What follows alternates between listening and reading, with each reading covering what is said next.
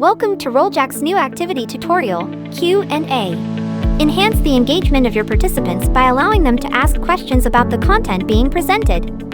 To get started, click on Create Session. After that, choose the Q&A activity.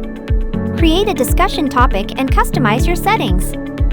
You can enable or disable moderation, allow anonymous questions, and decide whether participants can see all the questions. In the live session, participants can ask unlimited questions and upvote others' queries.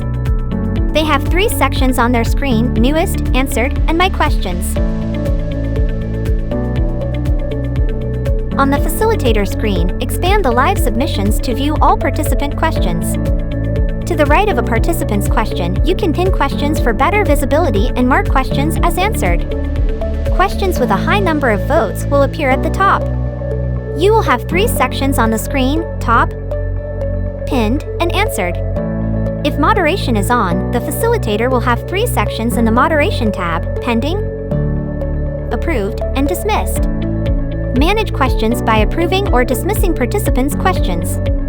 To see these moderated questions on the main facilitator screen, expand the live submissions. After the session ends, go to the library to view all the participants' questions.